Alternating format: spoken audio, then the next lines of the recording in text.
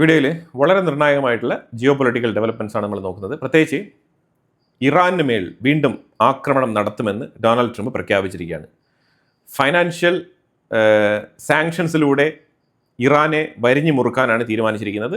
അതിലൂടെ ആക്രമണവും നടത്തുമെന്നാണ് പറഞ്ഞിരിക്കുന്നത്. എയ്തർ സാറ്റർഡേ ടു സൺഡേ അല്ലെങ്കിൽ സൺഡേ ടു മൺഡേ, ഈ ഒരു വീക്കെൻഡിൽ അറ്റാക്ക് നടത്തുമെന്നാണ് പറഞ്ഞിരിക്കുന്നത്. ഏതൊക്കെ സ്ഥലങ്ങൾ എന്നുള്ളത് വ്യക്തമായിട്ട് പറഞ്ഞിട്ടില്ല. തീർച്ചയായിട്ടും സ്റ്റേറ്റ് ഓഫ് ഹോർമോസുമായിട്ട് ബന്ധപ്പെട്ട് അതേപോലെ തന്നെ എനർജി മേഖലകൾ, അതായത് ഇറാൻ്റെ എനർജി സെക്ടർ കേന്ദ്രീകരിച്ച് അറ്റാക്ക് നടത്തുമെന്നാണ് അമേരിക്ക പറഞ്ഞിരിക്കുന്നത്. ഇതിനെ തുടർന്ന് മിഡിൽ ഈസ്റ്റ് മേഖലയിൽ നിന്നും അമേരിക്കൻസിന് എത്രയും വേഗം മിഡിൽ ഈസ്റ്റ് രാജ്യങ്ങൾ വിട്ടൊഴിഞ്ഞു പോകാൻ വേണ്ടിയിട്ടുള്ള ഉത്തരവ് അമേരിക്ക പുറപ്പെടുവിച്ചിട്ടുണ്ട്. അപ്പോൾ ഇതിനെ തുടർന്ന് മിഡിൽ ഈസ്റ്റ് മേഖലയിൽ നിന്നും അമേരിക്കൻസൊക്കെ ഇമ്മീഡിയറ്റ് ആയിട്ട് ഫ്ലൈറ്റ് പിടിച്ച് പൊയ്ക്കൊണ്ടിരിക്കുകയാണ്. അമേരിക്കൻ കൗൺസിലേറ്റ് തന്നെയാണ് ഇതുമായിട്ട് ബന്ധപ്പെട്ട ഉത്തരവ് പുറത്തിറക്കിയിരിക്കുന്നത്. അപ്പോൾ സിറ്റുവേഷൻ കുറച്ചുകൂടെ വേഴ്സറായിട്ട് മാറുകയാണ്. അതാണ് നമ്മൾ മനസ്സിലാക്കേണ്ടത്. തീർച്ചയായിട്ടും ഇറാൻ്റെ ഉള്ളിലാണെന്നുണ്ടെങ്കിൽ ഗാലിബാഫ് വലിയൊരു മീറ്റിംഗ് വിളിച്ചു കൂട്ടി ക്ലെറിക്സ് ഭരണം ശക്തമായ രീതിയിൽ മുന്നോട്ട് കൊണ്ടുപോകണമെന്നുള്ള ആഹ്വാനമാണ് ഗാലിബാഫ് ഇറാൻ്റെ പാർലമെൻറ്റ് സ്പീക്കർ നടത്തിയിരിക്കുന്നത്. ത്രൂ ഔട്ട് ഞാനിവിടെ വീഡിയോ വെക്കാം, നിങ്ങൾ കണ്ടു നോക്കൂ. പേർഷ്യൻ ഭാഷയിലാണ് സംസാരിക്കുന്നത്. അപ്പോൾ അതുകൊണ്ട് നമുക്കതിനകത്ത് കൂടുതൽ വോയിസ് ഒന്നും കേൾക്കേണ്ടതില്ല. പക്ഷേ ഇവർ മീറ്റിംഗ് നടത്തി കാര്യങ്ങളൊക്കെ പറഞ്ഞിട്ടുണ്ട്. അതായത് ക്ലെറിക്കൽ ഭരണം മീൻസ് IRGCയുടെ മതഭരണകൂടം, ആ ഒരു ഐഡിയോളജി പ്രകാരമുള്ള റൂളിംഗ് നടത്താനാണ് ഇറാൻ തീരുമാനിച്ചിരിക്കുന്നത്.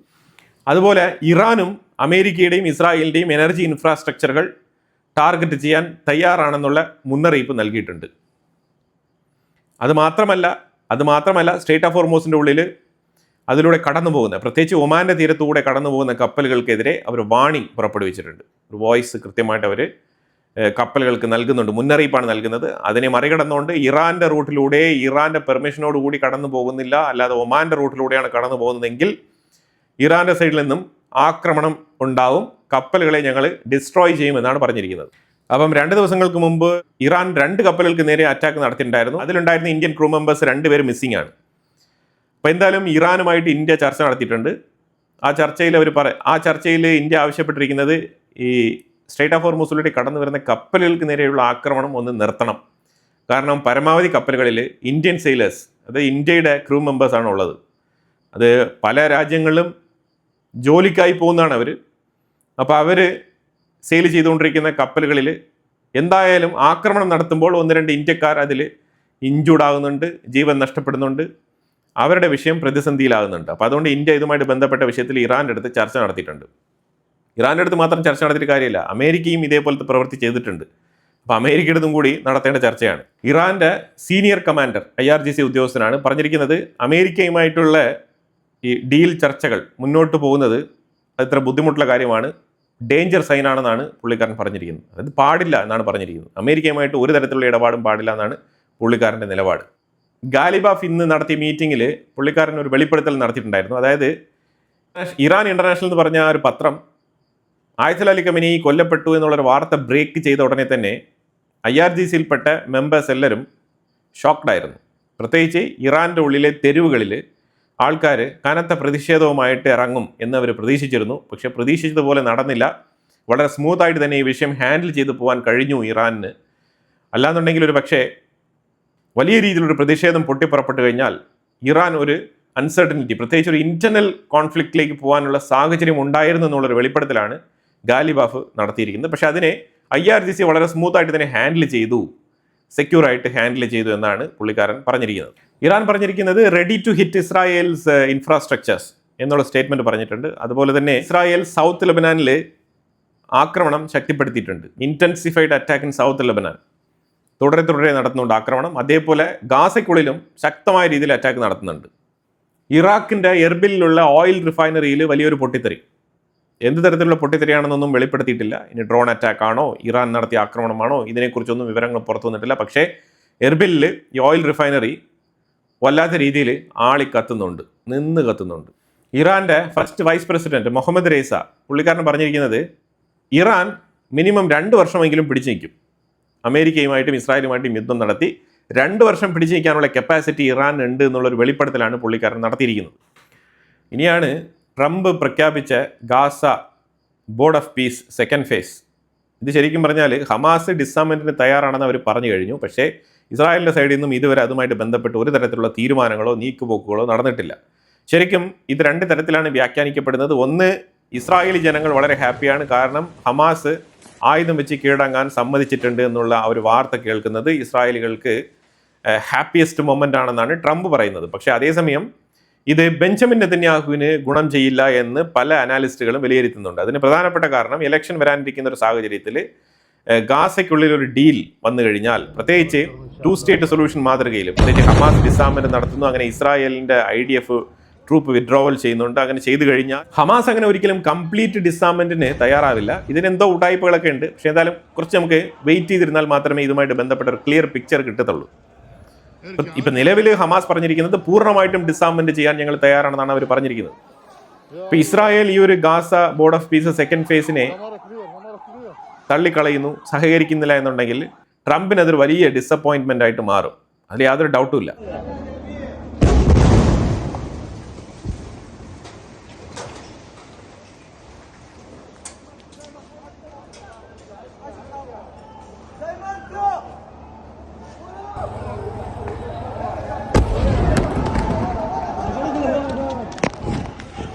ഗാസയിൽ മാരകമായിട്ടുള്ള ആക്രമണങ്ങളാണ് ഇസ്രായേൽ തുടരുന്നത്.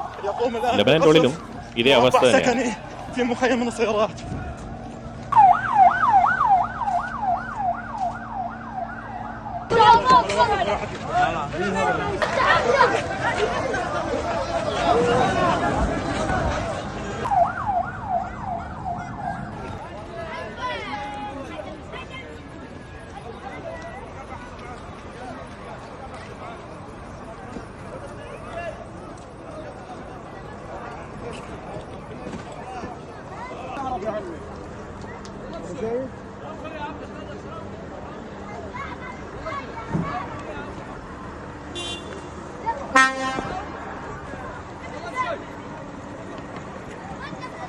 استودع ابني مستشفى صيدلة بالورد الشام.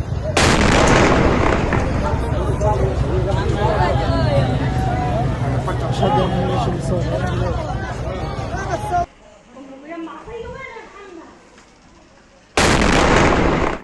പാകിസ്ഥാനാണെന്നുണ്ടെങ്കിൽ മീഡിയേഷൻ ചെയ്ത് തളർന്ന അവസ്ഥയിലാണ്. മീഡിയേഷൻ ഒരു സൈഡിൽ നടന്നുകൊണ്ടിരിക്കുന്നതെന്നൊക്കെ പറയുന്നുണ്ടെങ്കിലും ആക്രമണങ്ങൾ മറ്റൊരു സൈഡിൽ ശക്തമായ രീതിയിൽ നടക്കുന്നുണ്ട്.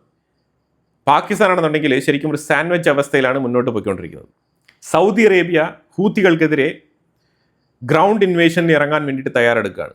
ഗ്രൗണ്ട് ഇൻവേഷൻ, ഞാൻ ഇതുമായിട്ട് ബന്ധപ്പെട്ട ഒരു ട്രൂപ്പുകൾ മൂവ് ചെയ്തിരുന്ന വീഡിയോ ഫുട്ടേജസൊക്കെ ഞാൻ ഒരാഴ്ചയ്ക്ക് മുമ്പ് തന്നെ പങ്കുവച്ചിട്ടുണ്ടായിരുന്നു. അതായത് യമനിലുള്ള സുന്നി വിഭാഗ യമനീസ് ഉണ്ടല്ലോ, അതായത് ഈ സൗദി ബാക്ക്ഡ് യമനി ഗ്രൂപ്പുകൾ, ആ ഏരിയയിലാണ് സൗദി അറേബ്യ ആയുധങ്ങളൊക്കെ കൊണ്ട് റെഡിയാക്കി വെച്ചിരിക്കുന്നത്.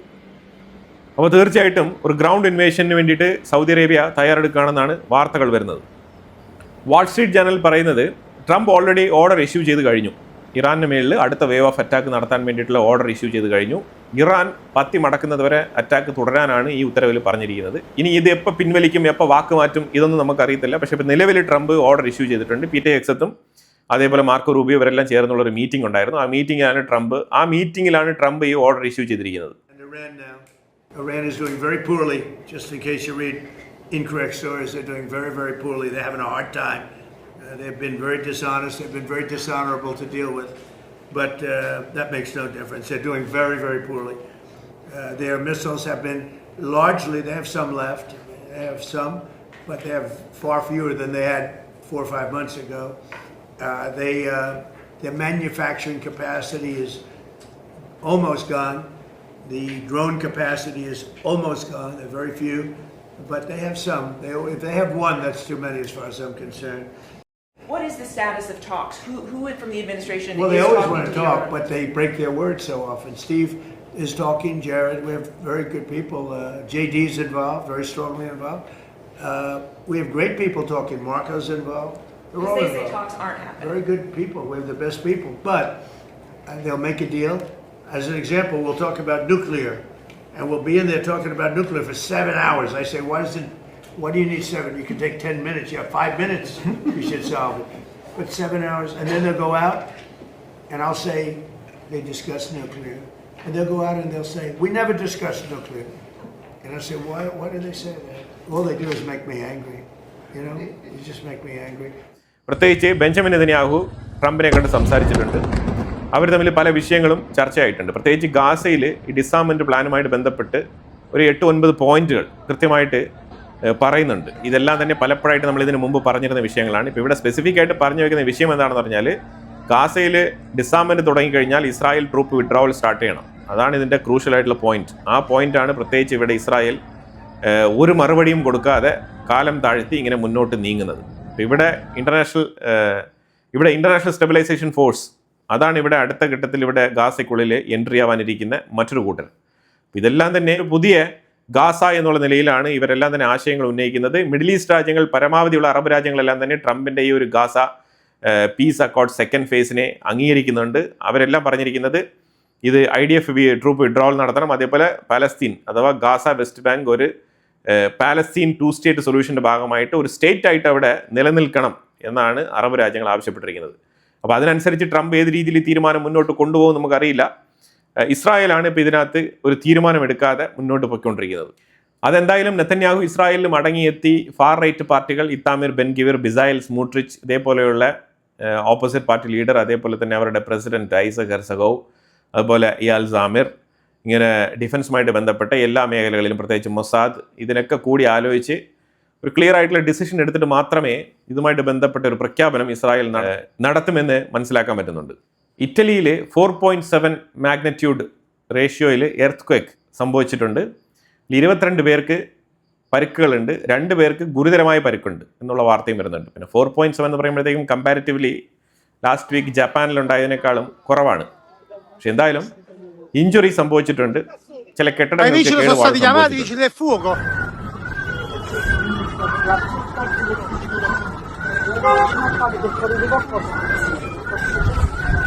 അതുപോലെ റഷ്യ ഉക്രൈനുമായിട്ട് ബന്ധപ്പെട്ട വിഷയത്തിലേക്ക് വന്നു കഴിഞ്ഞാൽ, ഉക്രൈൻ റഷ്യക്കുള്ളിൽ ചില ഇൻഡസ്ട്രിയൽ ഏരിയകൾ ടാർഗറ്റ് ചെയ്ത് അറ്റാക്ക് നടത്തിയിട്ടുണ്ട്.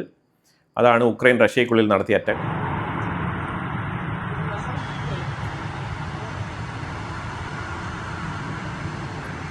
പക്ഷേ റഷ്യ മാരകമായിട്ടുള്ള അറ്റാക്കാണ് ഉക്രൈൻ്റെ ഉള്ളിൽ നടത്തിയത്. ശരിക്കും 2 വട്ടം, അതായത് 2 വേവ് ഓഫ് അറ്റാക്ക്. ആ 2 വേവ് ഓഫ് അറ്റാക്ക് എന്ന് പറഞ്ഞാൽ മൾട്ടിപ്പിൾ ടാർഗറ്റാണ് റഷ്യ അറ്റാക്ക് നടത്തി തകർത്ത് കളഞ്ഞിരിക്കുന്നത്. സബ്രോഷേഷ്യ, ഡോണസ്ക്, ഇവിടെയുള്ള എനർജി മേഖലകൾ കേന്ദ്രീകരിച്ച് അറ്റാക്ക് നടത്തിയിട്ടുണ്ട് റഷ്യ. അങ്ങനെ ഓവർനൈറ്റ് ഇന്നലെ നടത്തിയ അറ്റാക്കിൽ ഉക്രൈൻ്റെ ഉള്ളിൽ 9 പേർ കൊല്ലപ്പെട്ടിട്ടുണ്ട് റഷ്യൻ ആക്രമണത്തിൽ. അതുപോലെ 28 പേർക്ക് ഗുരുതരമായ പരിക്കുകളുണ്ട്. കീവിൻ്റെ അടുത്ത് ഒരു ബാലിസ്റ്റിക് മിസൈൽ പതിച്ച് വലിയ രീതിയിൽ പൊട്ടിത്തെറിച്ചിട്ടുണ്ട്. 35 മിസൈലുകളും 185 ഡ്രോണുകളുമാണ്. ഉക്രൈൻ നേരിടുന്ന വെല്ലുവിളി എന്ന് പറഞ്ഞാൽ പാട്രിയോട്ട് മിസൈൽ ഇന്റർസെപ്റ്റർ ഷോർട്ടേജ്. അതുകൊണ്ടാണ് ഈ ബാലിസ്റ്റിക് മിസൈൽ ഇത്ര എഫക്റ്റീവായിട്ട് ഉക്രൈൻ്റെ കീവ് നഗരത്തിൽ പതിച്ചതെന്നാണ് സെലൻസ്കി പറയുന്നത്.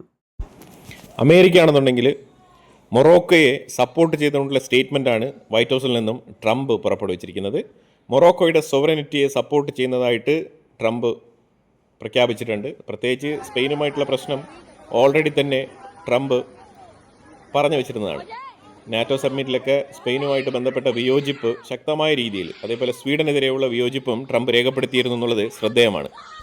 അപ്പോൾ എന്തായാലും സ്പെയിൻ്റെ ഉള്ളിൽ സ്പെയിൻ്റെ പോലീസ് ശരിക്കും ഈ മൊറോക്കൻ അധിനിവേശക്കാരെ ആക്രമിക്കുന്നുണ്ട്, അടിച്ച് ഓട്ടിക്കുന്നുണ്ട്, മുട്ടിന് താഴെ ലാത്തി എടുത്ത് തകർത്ത് വെച്ചിട്ട് അടിക്കുകയാണ്. അതേപോലെ പിടിച്ചുപറി, അതേപോലെ വഴിയിലുള്ള ഷോപ്പുകളൊക്കെ ഷോപ്പ് ലിഫ്റ്റിംഗ് ചെയ്യുക, ഇത്തരത്തിലുള്ള പരിപാടികളെല്ലാം തന്നെ ഈ അധിനിവേശക്കാർ നടത്തുന്നുണ്ട്. പ്രത്യേകിച്ച് ഇത് മൊറോക്കോയുടെ സ്ഥലമാണ് എന്നുള്ളതാണ് അവരുടെ അവകാശവാദം. അപ്പോൾ ഇനി സ്പെയിൻ ഇത്തരത്തിലാണ് മുന്നോട്ട് നീങ്ങുന്നത്. അത് ഇവിടെ ഞാൻ ആഡ് ചെയ്തിരിക്കുന്ന വീഡിയോ ഫൂട്ടേജുകളിൽ കണ്ടു കഴിഞ്ഞാൽ നിങ്ങൾക്ക് മനസ്സിലാക്കാൻ പറ്റും. ഇതൊക്കെ ലേറ്റസ്റ്റ് ഫൂട്ടേജസ് ആണ്. കഴിഞ്ഞ 12 അവേഴ്സിൽ സ്പെയിൻ്റെ ഉള്ളിൽ നടക്കുന്ന വിഷയങ്ങളാണ് ഈ വീഡിയോ ദൃശ്യങ്ങളിൽ നമുക്ക് കാണാൻ കഴിയുന്നത്.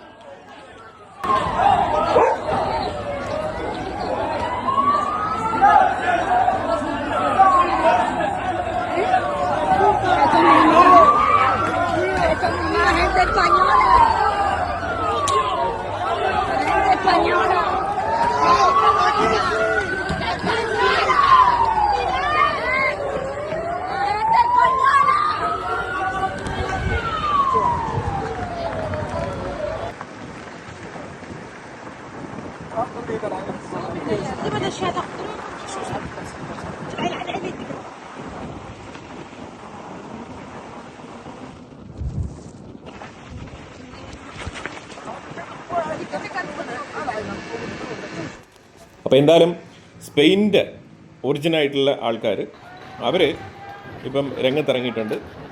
വലിയ രീതിയിലുള്ള പ്രതിഷേധമാണ് അവർ രേഖപ്പെടുത്തുന്നത്. സ്പെയിൻ്റെ ഫ്ലാഗൊക്കെ എടുത്തുകൊണ്ട് അവർ തെരുവിലിറങ്ങിയിട്ടുണ്ട്. സ്പെയിൻ്റെ ഉള്ളിൽ ശരിക്കും ഒരു പോരാട്ടം തന്നെയാണ് നടക്കുന്നത്.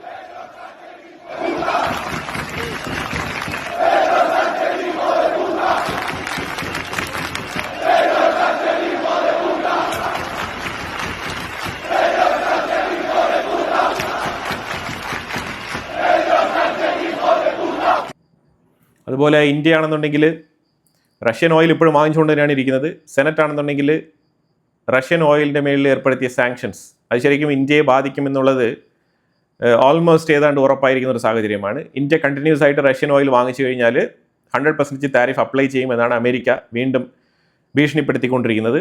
അതുപോലെ തന്നെ റഷ്യ ഇപ്പോൾ ഒരു എക്സ്ചേഞ്ച് ഡീല് ബംഗ്ലാദേശുമായിട്ട്, അത് വേറൊന്നുമല്ല, റഷ്യ ബംഗ്ലാദേശുമായിട്ട് നടത്തുന്ന വ്യാപാര ബന്ധത്തിലൂടെ കയ്യിലുള്ള ഇന്ത്യൻ റുപ്പി, അതായത് ഇന്ത്യ കൂടുതൽ എണ്ണ റഷ്യയിൽ നിന്ന് വാങ്ങിച്ച സമയത്തൊക്കെ കുറേ ഇന്ത്യൻ റുപ്പി അങ്ങോട്ട് കൊടുത്തിട്ടുണ്ട്. കാരണം റൂബിൾ ട്രേഡായിരുന്നത്. കൂടുതൽ ഇന്ത്യൻ റുപ്പി റഷ്യയുടെ കയ്യിലുള്ളത് ബംഗ്ലാദേശിലേക്ക് കൊടുക്കും. അത് ബംഗ്ലാദേശിൽ നിന്ന് വാങ്ങിക്കുന്ന സാധനങ്ങൾക്ക് പകരം റഷ്യ റുപ്പിയിൽ പേയ്മെൻറ്റ് നടത്തും. അതുമായിട്ട് ബന്ധപ്പെട്ട് ബംഗ്ലാദേശിനടുത്ത് ചർച്ച നടത്തിയിട്ടുണ്ട്. അപ്പോൾ അങ്ങനെ ഇനി നടക്കുന്ന വ്യാപാരം ബംഗ്ലാദേശുമായിട്ട് റഷ്യ റുപ്പിയിൽ സെറ്റിൽ ചെയ്യും. അങ്ങനെ ആ റുപ്പി വീണ്ടും ഇന്ത്യക്കുള്ളിൽ ട്രേഡ് നടത്താൻ വേണ്ടിയിട്ട് ബംഗ്ലാദേശ് ഉപയോഗിക്കും. ഇത്തരത്തിൽ ഇന്ത്യയുടെ നെയ്ബറിംഗ് കൺട്രീസിൻ്റെ അടുത്ത് ഇന്ത്യയുടെ മറ്റുള്ള നെയ്ബറിംഗ് കൺട്രീസിനെ വെച്ചിട്ട് റുപ്പി ട്രേഡിംഗ് പ്രൊമോട്ട് ചെയ്യുകയാണ് ഇന്ത്യ. ഇതൊരു തരത്തിൽ ഡോളറൈസേഷൻ തന്നെയാണ്, ഇല്ല എന്ന് പറയാൻ പറ്റത്തില്ല. പക്ഷേ ഇത് ഇൻഡയറക്റ്റ് ആയിട്ട് നടക്കുന്ന ഒരു ഡോളറൈസേഷനാണ്. ഡോളറിനെതിരെ അത്ര എളുപ്പത്തിലൊന്നും കാര്യങ്ങൾ മുന്നോട്ട് നീക്കാൻ കഴിയില്ല. പക്ഷേ ഗ്രാജുവലി നമുക്ക് ശരിക്കും ഈ ഡോളർ എക്സ്ചേഞ്ച് ചെയ്ത് നമ്മൾ ശരിക്കും റുപ്പിയുടെ വാല്യൂവിനെ തകർക്കുന്ന ഒരു അവസ്ഥയിൽ എത്തുന്നതിൽ നിന്നും ചെറിയൊരു ആശ്വാസം അത് ലഭിക്കുമായിരിക്കും. അല്ലാതെ അതിൽ കൂടുതലൊന്നും ഇതിൽ നിന്ന് നമ്മൾ പ്രതീക്ഷിക്കേണ്ടതില്ല. അതേപോലെ തന്നെ ചൈനയുടെ പ്രസിഡന്റ് ഷീ ജിൻപിങ് ഇത്തവണത്തെ ഇന്ത്യയിൽ നടക്കുന്ന ബ്രിക്സ് മീറ്റിങ്ങിൽ പങ്കെടുക്കുമെന്ന് പറയുന്നുണ്ട്. അതുമായിട്ട് ബന്ധപ്പെട്ട വാർത്തകളൊക്കെ വരുന്നുണ്ട്. അതായത് ഷീ ജിൻപിങ് പങ്കെടുക്കുന്നത് മാത്രമല്ല, റഷ്യൻ പ്രസിഡന്റ് വ്ളാഡിമിർ പുടിനും പങ്കെടുത്തേക്കും എന്നുള്ള വാർത്തകളും വരുന്നുണ്ട്. അപ്പോൾ ഇങ്ങനെ ഒരു മീറ്റിംഗ് ഇന്ത്യക്കുള്ളിൽ നടന്നു കഴിഞ്ഞാൽ അമേരിക്ക തീർച്ചയായിട്ടും ഈ ഒരു 100% താരിഫുമായിട്ട് ഇന്ത്യക്കുമുള്ളൊരു ഭീഷണി കൊണ്ടുവരാൻ സാധ്യതയുണ്ട്. പക്ഷേ അതിനെയൊന്നും ഇന്ത്യ ഇപ്പോൾ മൈൻഡ് ചെയ്യാൻ ആഗ്രഹിക്കുന്നില്ല. കാരണം അമേരിക്കയുടെ താരിഫ് എത്രമാത്രം ഇമ്പാക്റ്റ് ആണ് ഇന്ത്യൻ മാർക്കറ്റിൽ ഉണ്ടാക്കുക എന്നുള്ളതിൻ്റെ ഒരു ഡീറ്റെയിൽഡ് ആയിട്ടുള്ള ഒരു പഠനം ഇന്ത്യ നടത്തി കഴിഞ്ഞിരിക്കുന്നു. അതിൻ്റെ ഒരു എക്സ്പീരിയൻസ് ഇന്ത്യക്ക് കിട്ടിക്കഴിഞ്ഞിരിക്കുന്നു. അപ്പോൾ അതുകൊണ്ട് തന്നെ കൂടുതൽ വറീഡ് ആവേണ്ട ആവശ്യമില്ല. ഇന്ത്യയുടെ നിലപാടുകളുമായിട്ട് ശക്തമായി മുന്നോട്ട് പോകും എന്നുള്ളൊരു മുന്നറിയിപ്പും കൂടിയാണിത്. അമേരിക്കയ്ക്ക് വേണമെങ്കിൽ ഇന്ത്യയുമായിട്ട് വ്യാപാരം നടത്താം. പക്ഷേ അമേരിക്കയുടെ കാല് പിടിച്ചുകൊണ്ടുള്ള ഒരു വ്യാപാരം അത് ഇന്ത്യ ആഗ്രഹിക്കുന്നില്ല. ഇന്ത്യക്ക് മറ്റും പല മാർഗങ്ങളുണ്ട്, മറ്റും പല മാർക്കറ്റുകളുമുണ്ട്. അപ്പോൾ ആ മാർക്കറ്റുകളിലൂടെ ഇന്ത്യയുടെ സാധനങ്ങൾ വിറ്റഴിക്കും. അത് ഫ്രീ ട്രേഡ് ആയിക്കോട്ടെ, അതേപോലെ ബൈലേറ്ററൽ ട്രേഡ് ആയിക്കോട്ടെ, അതൊന്നും ഇന്ത്യയെ ബാധിക്കുന്ന വിഷയങ്ങളല്ല. വ്യാപാരം കണ്ടിന്യൂസ് ആയിട്ട് ഇന്ത്യ നടത്തും. അതിപ്പോൾ അമേരിക്ക നേരിട്ട് വാങ്ങിക്കുന്നില്ല എന്നുണ്ടെങ്കിൽ UK ത്രൂ വേണമെങ്കിലും നമ്മൾ അയക്കും. UK-യുമായിട്ട് നമുക്ക് ഫ്രീ ട്രേഡ് എഗ്രിമെൻ്റ് ആണ്. കാരണം നിലവിൽ ബംഗ്ലാദേശ്, വിയറ്റ്നാം, തായ്ലാൻഡ്, ഇതേപോലത്തെ കംബോഡിയ പോലത്തെ രാജ്യങ്ങളിലൊക്കെയുള്ള തുണിത്തരങ്ങൾ ഇന്ത്യയെക്കാളും താരിഫ് കുറവാണ്. ഇന്ത്യക്ക് നിലവിൽ ഗാർമെൻറ്റ് ഐറ്റത്തിന് 15% ആണ് താരിഫ് ഉള്ളത്. അപ്പോൾ അത് കമ്പാരിറ്റീവ്ലി ഞാൻ ഇതിനു മുമ്പ് പറഞ്ഞ രാജ്യങ്ങളെക്കാളൊക്കെ ഇച്ചിരി കൂടുതലാണ്.